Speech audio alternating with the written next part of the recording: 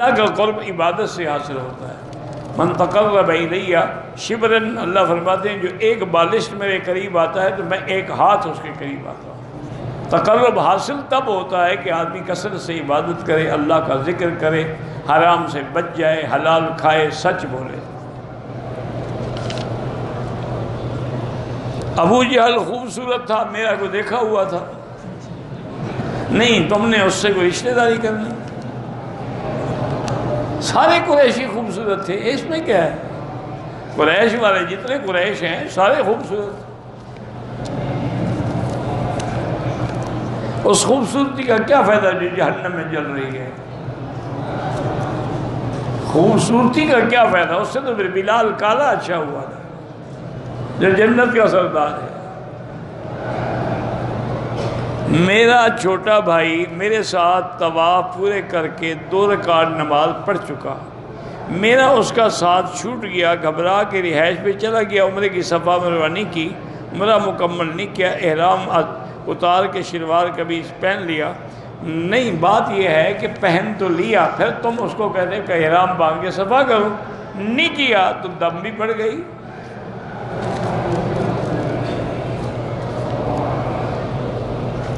میری بیوی گانا گاتی ہے، چلو گھر میں ماشاءاللہ سارے انتظام ہو گئے، ایک ٹکٹ میں 2 تماشے ہو گئے نا، بیوی کی بیوی ہو گئی، مغنیہ کی اچھا وہ ہے بھی بڑی چلاک، وہ کہتے ہیں میں گانا گاتی تم ناچو۔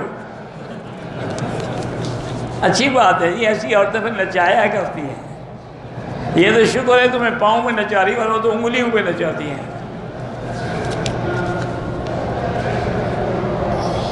قرآن نہیں پڑھتی، گانا گاتی ہے۔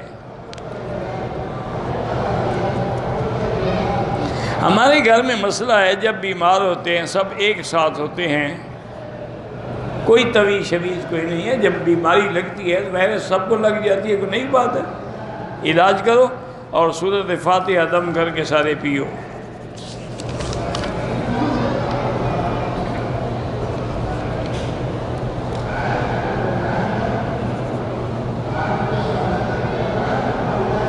بہرحال ایک آدمی نے اگر زنا کیا ہے اور سچے دل سے توبہ کر لی ہے تو اس کو کسی کو بتانے کی کوئی ضرورت نہیں، یہ اس کے اور اللہ کے درمیان میں معاملہ ہے۔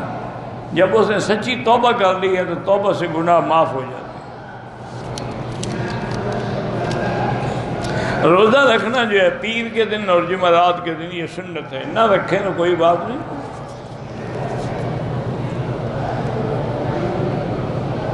کوئی ایسا عمل بتائیے کہ جنت میں ہمارا گھر بن جائے، تو سبحان اللہ والحمدللہ پڑھو، جتنے دفعہ پڑھو گے اتنے گھر بنیں گے، اتنے درخت لگیں گے۔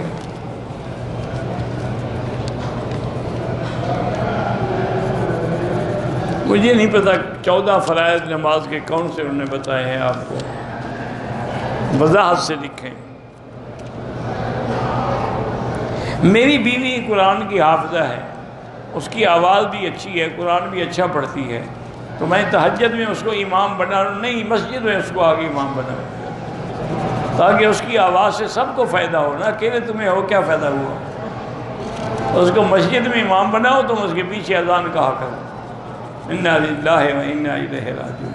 اللہ کے بندے اگر عورت امام ہوتی ہے تو سب سے پہلے بی بی فاطمہ امام ہوتی، بی بی عائشہ امام۔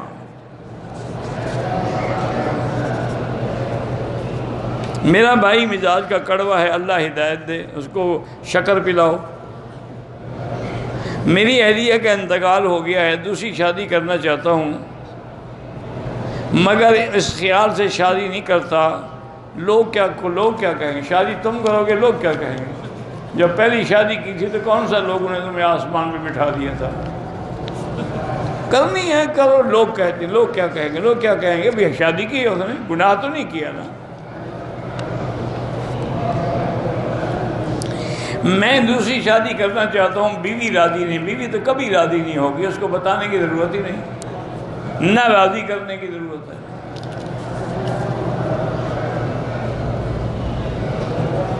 اگر حضور کے روضہ اقدس پہ صلاۃ و سلام پڑھے جائیں تو حضور سنتے ہیں، دور سے درود شریف پڑھا جائے تو حضور کو پہنچایا جاتا ہے۔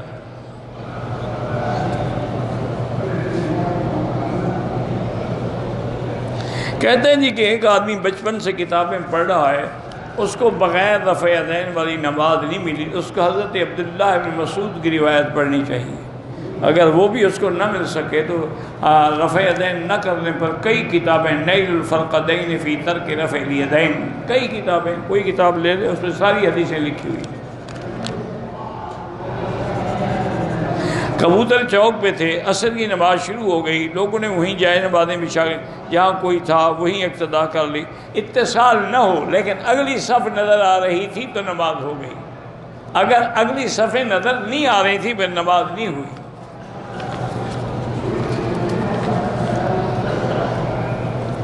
ایک آدمی کے بعد رقم عمرہ کرنا چاہتے ہیں مگر اچانک خیال آتا ہے کہ پیسے کسی مدرسے مسجد میں، وہ ٹھیک ہے مسجد مدرسے کو دے دیں، بہت نفلی عبادت ہے۔ حتیم کے اندر کھڑے ہو کر ہم نماز جنازہ پڑھ سکتے ہیں؟ نہیں پڑھ سکتے، کیونکہ امام باہر کھڑا ہے اور تم کعبے کے اندر کھڑے ہو۔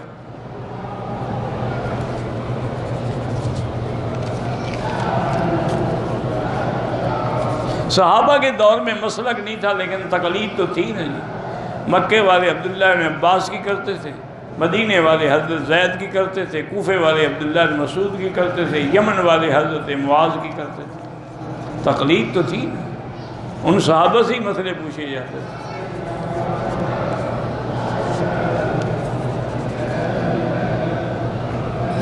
اگر کوئی اپنے آپ کو بریلوی کہے یا دیوبند جو مرضی آئے کہے، لیکن بدعت نہ کرے، شیعہ کہہ رہے کہ صحابہ کا دشمن نہ بنے۔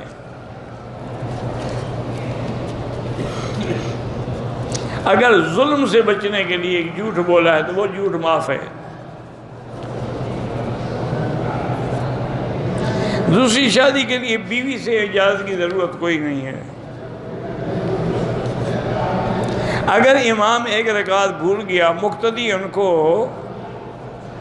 وہ نہ سمجھے یا سنیں، سلام پھیر دیں، ان کو اپنی زبان میں بولیں کہ ایک رکعت باقی ہے، تو وہ کھڑے ہو کے نماز پوری کرے، ہو جائے گی۔ لیکن جب تم نے اپنی زبان میں گفتگو شروع کر دی، تیری نماز تو گئی نا۔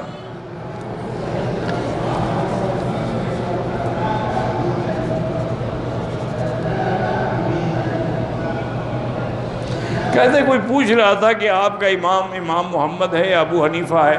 ابو حنیفہ امام ہے، امام محمد اس کا شاگرد ہے۔ اگر احرام باندھنے کے بعد جہاد میں خوشبو والا پتہ نہیں کیا استعمال کیا، چہرے پر دم پڑ گئی، اچھا چہرے پر بھی صاف کیا، مفت مل گیا نا ٹشو۔ عصر کے بعد مقام ابراہیم پہ 2 رکعت مغرب کے بعد پڑھیں۔ مکے میں رہ کے روزہ رکھنا افضل ہے یا طواف افضل ہے؟ روزہ تو ساری دنیا میں آپ رکھ سکتے ہیں لیکن طواف کسی جگہ نہیں کر سکتے۔